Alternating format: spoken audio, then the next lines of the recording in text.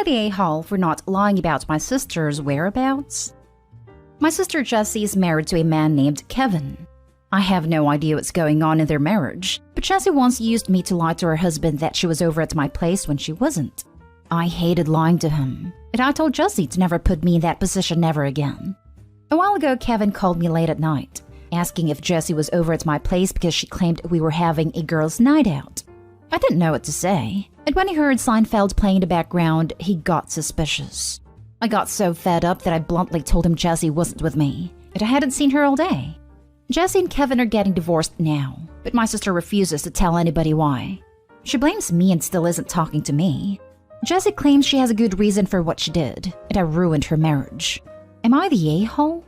Edit. My cousin Rachel just told me my sister Jessie is an escort and gave Kevin an STD. Today is Thanksgiving in Canada, and dinner is going to be very awkward. Now for the top comments.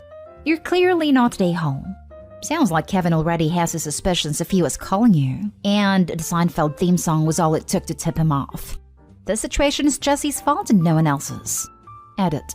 Oh my god, Opie, you read it. That is almost beyond belief. That's going to be the most intense Thanksgiving dinner of all time. Buckle up. All it took was Seinfeld theme song for the House of Cards to come crashing. And STDs. Not the a-hole. Jessie is an a-hole for using you as a cover to lie to her husband. Jessie is an a-hole for not informing you she was using you as a cover. You clearly told Jessie not to use you as a cover. Exactly. She didn't just cheat and lie, and make her sister lie and use her sister as an excuse without telling her, and get angry at her sister when her husband found out her lies. But she put the health of her husband in jeopardy by not using protection. This is a trash human. Just throw them out. She blames me and still isn't talking to me. Well, gee, all you did was tell the truth, that you hadn't seen her.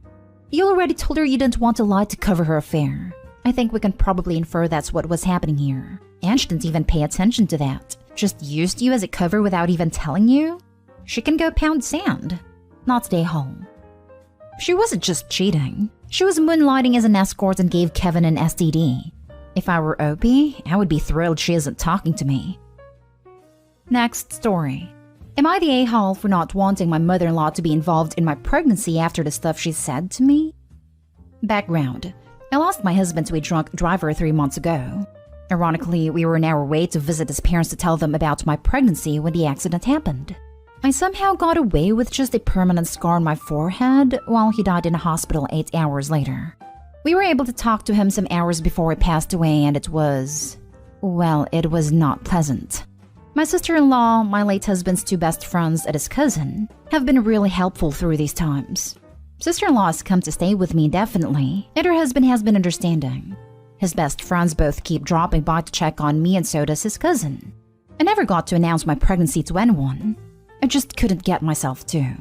The only people to know are the 4 above-mentioned people, and they decided it would be best if I announce it myself when I'm ready. The thing is, my mother-in-law has not been her pleasant self around me.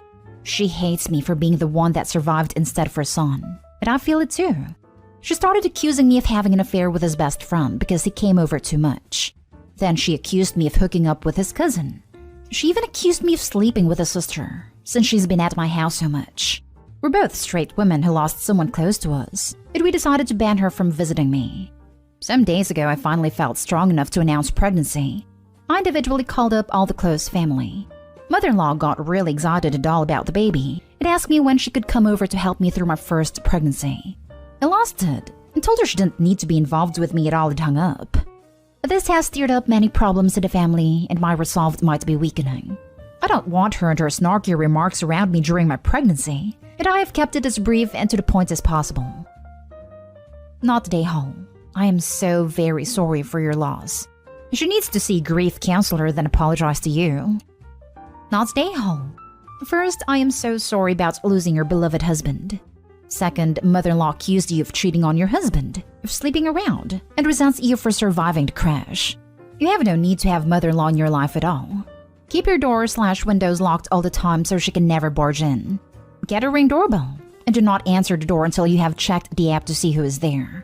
Ask sister-in-law to rein in her mom, and to tell her that at some point you may be willing to talk to her, But it is going to take a lot of time for you to forgive mother-in-law for lashing out at you while you are grieving losing your husband. Yes, she lost a son. That doesn't excuse her behavior/actions/words. A sincere apology from mother-in-law is necessary, and then you still get to take as much time as you need before allowing mother-in-law back into your life. I want to address a concern I had when you said mother-in-law was suddenly excited and wanting to be involved. Grandparents' rights are a thing. Not all states enforce them the same, but the basics are that if a grandparent has established a relationship with a grandchild, then they can petition the courts for ordered visitation. That would tie you to your in-laws for the next 18 years, without your husband being able to rein in as parents. I don't know what kind of a relationship you had with your in-laws prior to the accident. Just be aware that any kind of patterned visitation you allow could be used against you. So letting in-laws visit every weekend? No. Letting in-laws have alone time with the little one? No. Bring little one over for dinner every Sunday? No. No pattern. All visitation needs to be very random and very spaced out. 2 hours on a Sunday, 3 weeks later a lunch on Wednesday, and then 1.5 months after a meetup at a restaurant. Next story is titled, Am I the a-hole for telling my boyfriend I didn't want to spend time with his family after they tried to make me prove I was good enough for him? I went to meet my boyfriend's family for the first time, and it was a weird vibe. First, his brother, who is in a similar field of work, started quizzing me on my work like it was a job interview. I ended up joking that I don't talk shop unless I'm getting paid for it after that went on for a while. He asked me kinda rudely if I just got into that field to meet a wealthy man. My boyfriend and his family are wealthy, so I said that I was in it to out-earn the wealthy man. Another joke, or half-joke at least. I like my financial independence. Next, his cousins asked me if I was a workaholic, like some ex of some guy in the family who was never home and never did her household chores. I said, nah, I'm out of work at 5 on the dot. I care a lot about a good work-life balance. Then they were saying I was such a millennial, which I don't know what they meant by that. There was more, but overall it felt like a job interview, or an interrogation rather than a social event. It felt like I was being asked questions and set up to be judged. I left early after a conversation with his mom who was asking me about my homemaking skills, and not really liking my answer that my boyfriend is the better cook. And before I met him, I was eating too much takeout, but he's teaching me to cook. His mom made a comment about how in her day, women brought something special to the table. I kinda tried to play it off as a joke, saying that I'd bring him beer, but it really didn't land. Anyway, I headed out early and he stayed that night, but as soon as he left too, he wanted to talk about why I had dipped super early. I said I felt like I was being interviewed for a job of being good wifey, instead of just meeting people socially. And I feel like that's not something I enjoy. I like hanging out with people who are chill and accepting. He said it felt like they were just being protective and trying to make sure he was ending up with a good partner, and they meant well.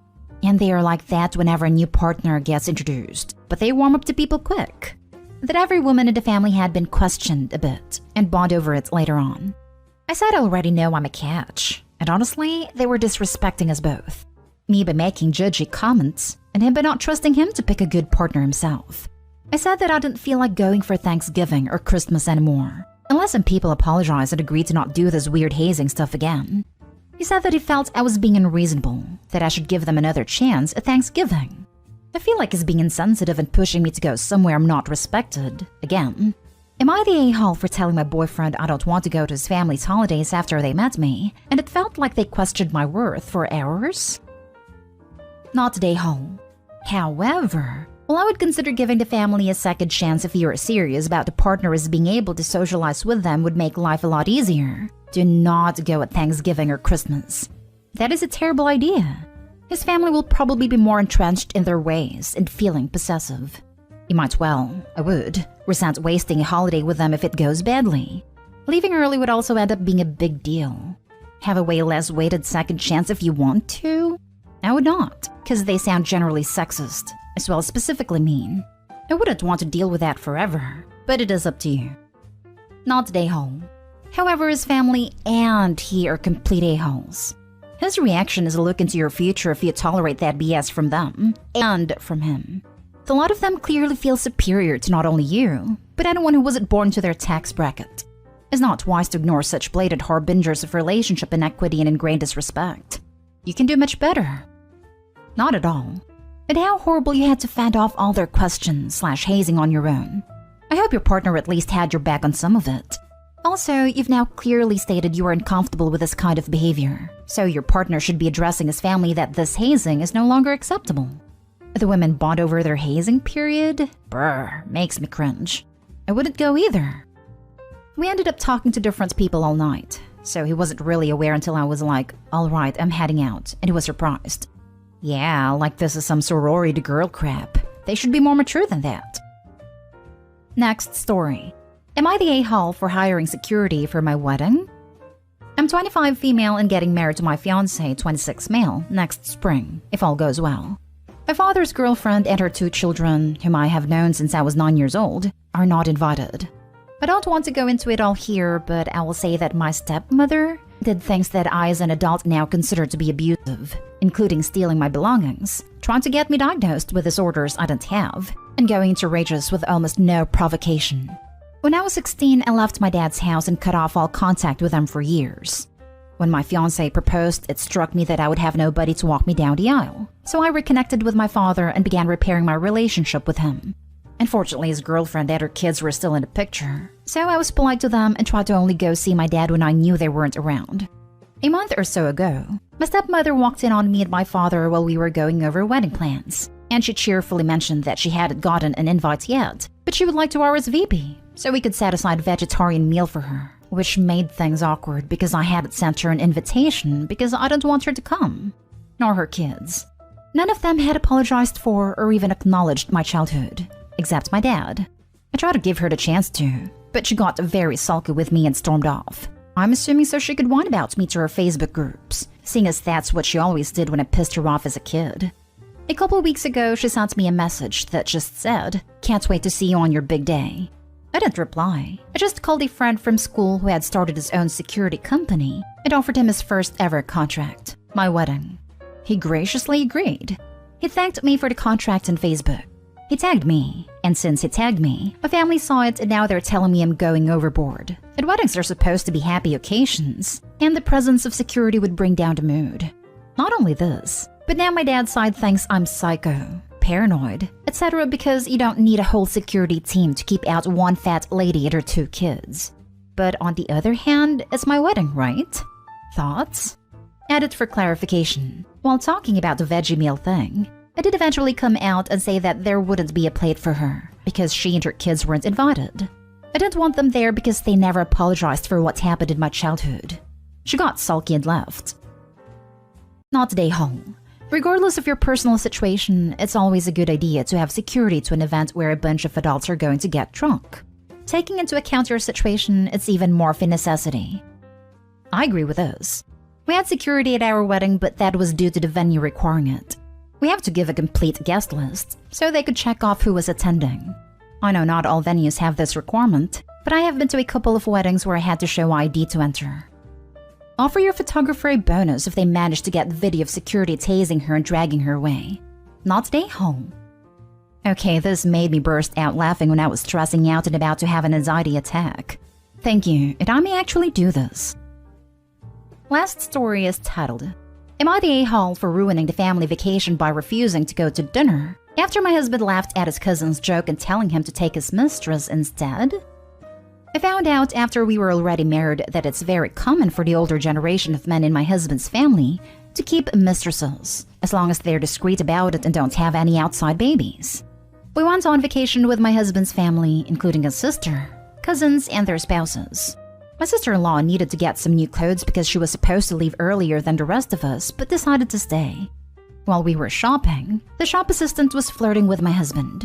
His cousin James made jokes about adding her to my husband's collection of girls in every country, and how he always said a leopard never changes his spots, and that a new marriage couldn't stop my husband.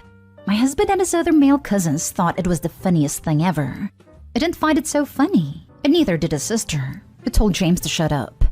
In the evening, we were supposed to go for dinner, and my husband noticed I wasn't getting ready, so he asked me to hurry up. I told him I didn't want to go. We had an argument where he was saying James was just joking. I told him I didn't find it funny, and he could take his mistress to dinner instead. He kept insisting he didn't have a mistress, and that James was just making a dumb joke and he was sorry for laughing, but I refused to budge. In the end, none of the other girls went to dinner with them. We all ended up going somewhere together and wouldn't let them come with us.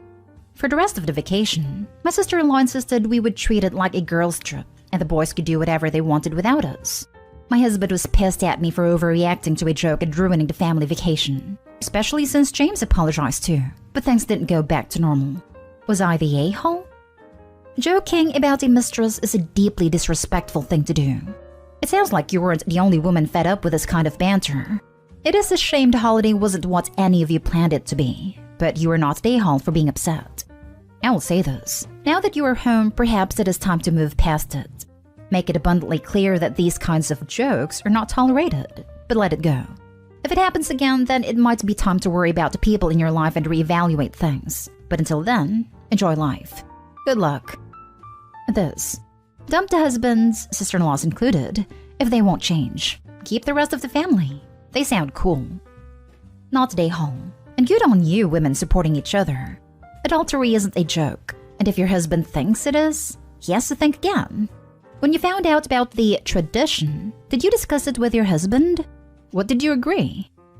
How about the girls make a joke about the wife having a sideman, and see if he thinks that is so hilarious. Let's see if he feels embarrassed in front of his family. He shouldn't, right? It's just a dumb joke. Not day home. But culturally, I'll bet if you took a discreet lover or you ladies joked over having one join you on your ladies' time out, that he wouldn't be laughing either.